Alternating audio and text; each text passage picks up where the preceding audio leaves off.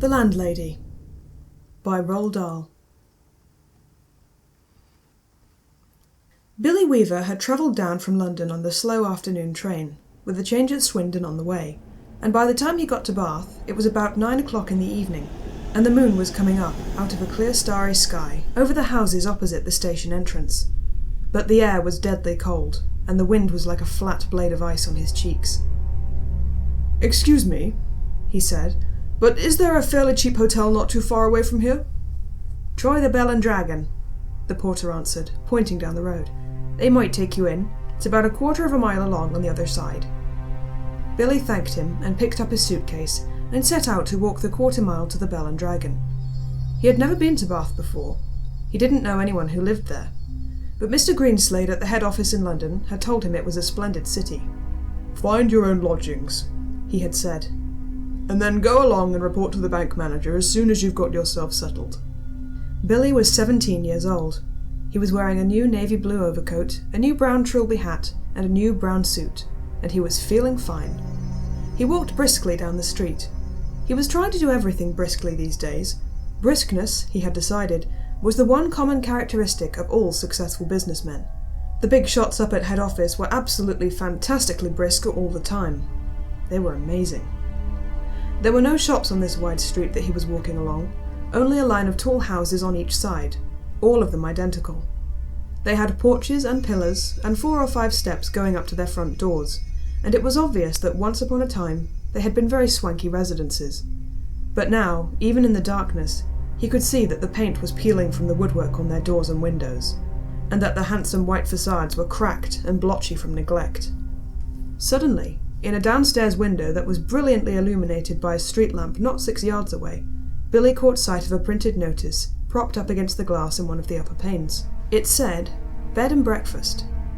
There was a vase of yellow chrysanthemums, tall and beautiful, standing just underneath the notice. He stopped walking.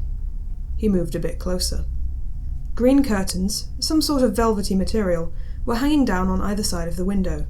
The chrysanthemums looked wonderful beside them. He went right up and peered through the glass into the room, and the first thing he saw was a bright fire burning in the hearth. On the carpet in front of the fire, a pretty little dachshund was curled up asleep, with its nose tucked into its belly. The room itself, so far as he could see in the half-darkness, was filled with pleasant furniture. There was a baby grand piano, and a big sofa, and several plump armchairs, and in one corner he spotted a large parrot in a cage.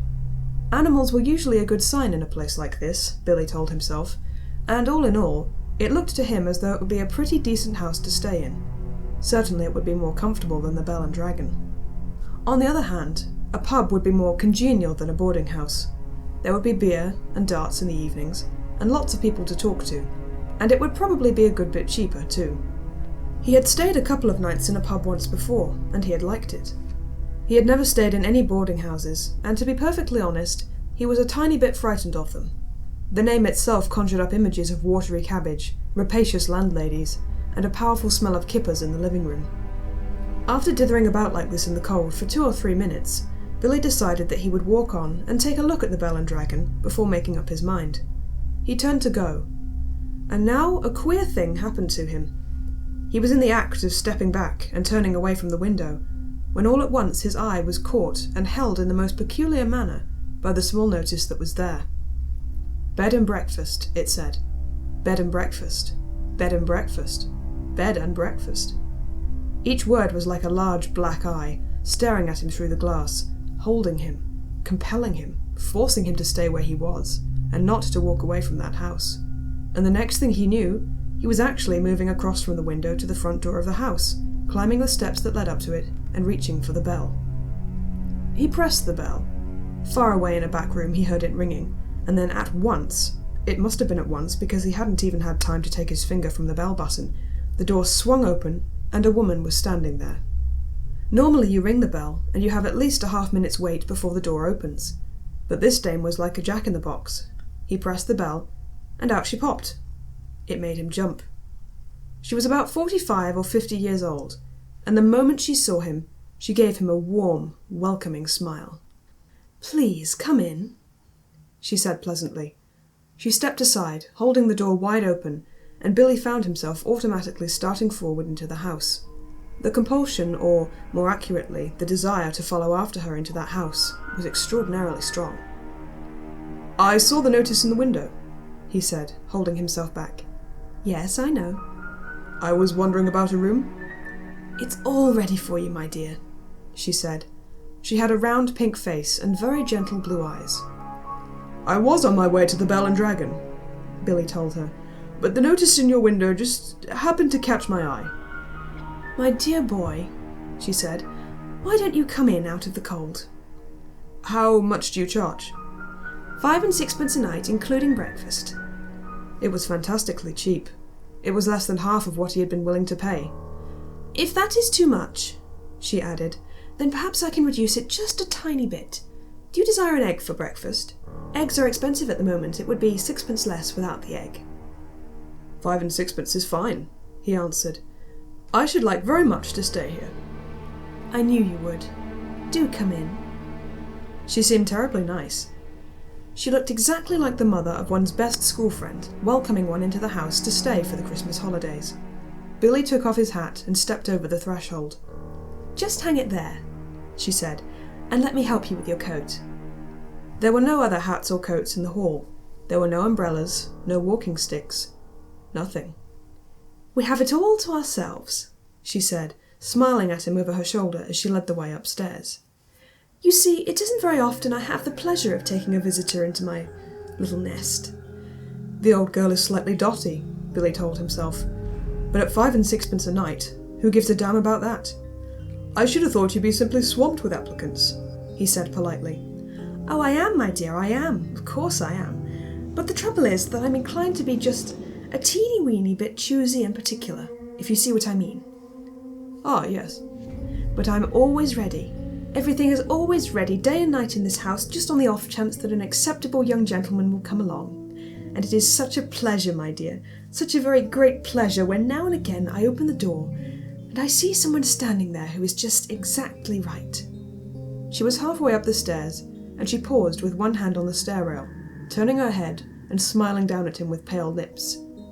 "Like you," she added, and her blue eyes travelled slowly all the way down the length of Billy's body, to his feet, and then up again. On the first floor landing, she said to him, "This floor is mine." They climbed up a second flight. "And this one is all yours," she said. "Here's your room. I do hope you'll like it." She took him into a small but charming front bedroom, switching on the light as she went in. "The morning sun comes right in the window, Mr. Perkins. It is Mr. Perkins, isn't it?" "No," he said. "It's Weaver." "Mr. Weaver. How nice. I've put a hot water bottle between the sheets to air them out, Mr. Weaver.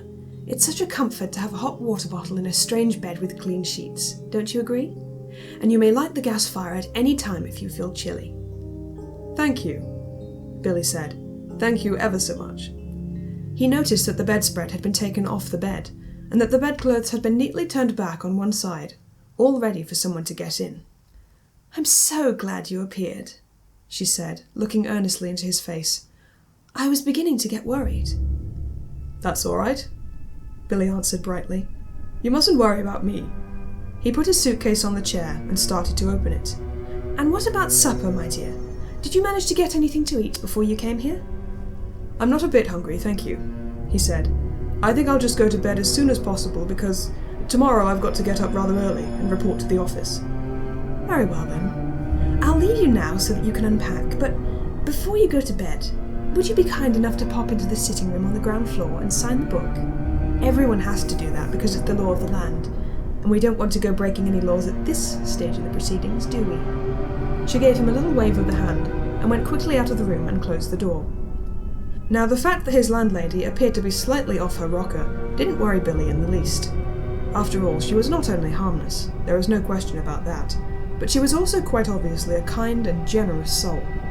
He guessed that she had probably lost a son in the war, or something like that, and had never got over it. So a few minutes later, after unpacking his suitcase and washing his hands, he trotted downstairs to the ground floor and entered the living room. His landlady wasn't there, but the fire was glowing in the hearth, and the little dachshund was still sleeping in front of it. The room was wonderfully warm and cosy. I'm a lucky fellow, he thought, rubbing his hands. This is a bit of all right. He found the guest book lying open on the piano, so he took out his pen and wrote down his name and address. There were only 2 other entries above his on the page, and as one always does with guest books, he started to read them. One was a Christopher Mulholland from Cardiff. The other was Gregory W. Temple from Bristol. That's funny, he thought suddenly. Christopher Mulholland. It rings a bell. Now where on earth had he heard that rather unusual name before? Was he a boy at school? No. Was it one of his sister's numerous young men, perhaps, or a friend of his father's? No, it wasn't any of those. He glanced down again at the book. Christopher Mulholland, 231 Cathedral Road, Cardiff. Gregory W. Temple, 27 Sycamore Drive, Bristol.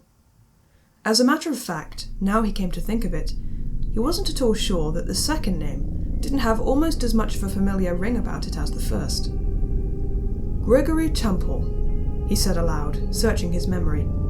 Christopher Mulholland. Such charming boys. A voice behind him answered, and he turned and saw his landlady sailing into the room with a large silver tea tray in her hands. She was holding it well out in front of her, and rather high up, as though the tray were a pair of reins on a frisky horse. They sound somehow familiar, he said.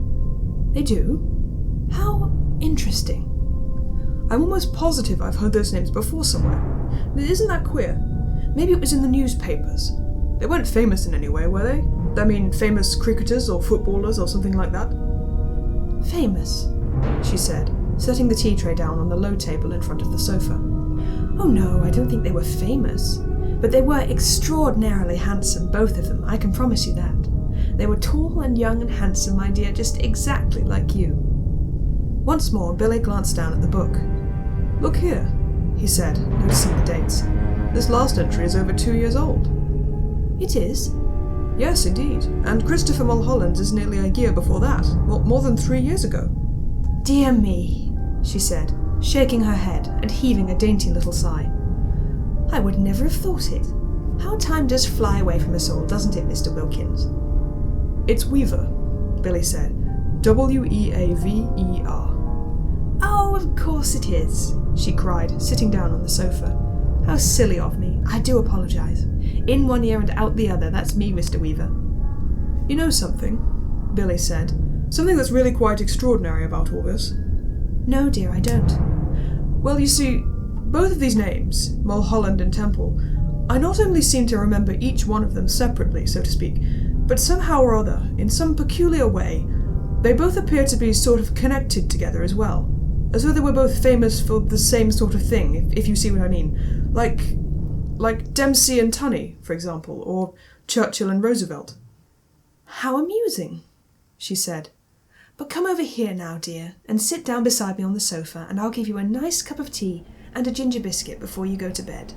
Oh, you really shouldn't bother, Billy said. I didn't mean you to do anything like that. He stood by the piano, watching her as she fussed about with the cups and saucers.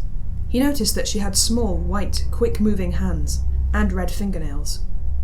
I'm almost positive it was in the newspapers I saw them, Billy said. I'll think of it in a second. I'm sure I will. There is nothing more tantalizing than a thing like this, which lingers just outside the borders of one's memory. He hated to give up. Now, wait a minute, he said. Wait just a minute. Mulholland. Christopher Mulholland. Wasn't that the name of the Eton schoolboy who was on a walking tour through the West Country, and then all of a sudden... Milk? She said. And sugar? Yes, please. And then all of a sudden... Eton schoolboy? She said. Oh no, my dear, that can't possibly be right, because my Mr. Mulholland was certainly not an Eton schoolboy when he came to me. He was a Cambridge undergraduate. Come over here now and sit next to me and warm yourself in front of this lovely fire. Come on. Your tea's all ready for you. She patted the empty place beside her on the sofa, and she sat there smiling at Billy and waiting for him to come over. He crossed the room slowly and sat down on the edge of the sofa. She placed his teacup on the table in front of him. There we are, she said. How nice and cosy this is, isn't it? Billy started sipping his tea. She did the same. For half a minute or so, neither of them spoke, but Billy knew that she was looking at him. Her body was half turned towards him, and he could feel her eyes resting on his face. watching him over the rim of her teacup. Now and again, he caught a whiff of a peculiar smell that seemed to emanate directly from her person. It was not in the least unpleasant, and it reminded him... well, he wasn't quite sure what it reminded him of. Pickled walnuts? New leather? Or was it the corridors of a hospital? "Mr. Mulholland was a great one for his tea," she said at length. "Never in my life have I seen anyone drink as much tea as dear sweet Mr. Mulholland." "I suppose he left fairly recently," Billy said. He was still puzzling his head about the two names. He was positive now that he had seen them in the newspapers, in the headlines. "Left?" she said, arching her brows. "But my dear boy, he never left. He's still here. Mr. Temple is also here. They're on the 3rd floor, both of them together." Billy set down his cup slowly on the table and stared at his landlady. She smiled back at him, and then she put out one of her white hands and patted him comfortingly on the knee. "How old are you, my dear?" she asked. 17. 17! She cried. "Oh, it's the perfect age. Mr. Mulholland was also 17, but I think he was a trifle shorter than you are. In fact, I'm sure he was, and his teeth weren't quite so white. You have the most beautiful teeth, Mr. Weaver. Did you know that?" "They're not as good as they look," Billy said. "They've got simply masses of fillings in them at the back." "Mr. Temple, of course, was a little older," she said, ignoring his remark. "He was actually 28, and yet I never would have guessed it if he hadn't told me. Never in my whole life. There wasn't a blemish on his body." "A what?" Billy said. "His skin was just like a baby's." There was a pause. Billy picked up his teacup and took another sip of his tea. Then he set it down again gently in its saucer. He waited for her to say something else, but she seemed to have lapsed into another of her silences. He sat there, staring straight ahead of him into the far corner of the room, biting his lower lip. "That parrot," he said at last. "You know something? It had me completely fooled when I first saw it through the window from the street. I could have sworn it was alive." "Alas, no longer." "It's most terribly clever the way it's been done," he said. "It doesn't look in the least bit dead. Who did it?" "I did." "You did?" "Of course," she said. "And have you met my little Basil as well?" She nodded towards the dachshund curled up so comfortably in front of the fire. Billy looked at it, and suddenly he realized that this animal had all the time been just as silent and motionless as the parrot. He put out a hand and touched it gently on the top of its back. The back was hard and cold, and when he pushed the hair to one side with his fingers, he could see the skin underneath, greyish-black and dry and perfectly preserved. "Good gracious me," he said. "How absolutely fascinating." He turned away from the dog and stared with deep admiration at the little woman beside him on the sofa. "It must be awfully difficult to do a thing like that." "Not in the least," she said. "I stuff all my little pets myself when they pass away. Will you have another cup of tea?" "No, thank you," Billy said. The tea tasted faintly of bitter almonds, and he didn't much care for it. "You did sign the book, didn't you?" "Oh, yes." "That's good, because later on, if I happen to forget what you were called, then I can always come down here and look it up. I still do that almost every day with Mr. Mulholland and Mr. "Temple," Billy said. "Gregory Temple. Excuse my asking, but, haven't there been any other guests here except them in the last 2 or 3 years?" Holding her teacup high in one hand, inclining her head slightly to the left, she looked up at him out of the corners of her eyes and gave him another gentle little smile. "No, my dear," she said. "Only you."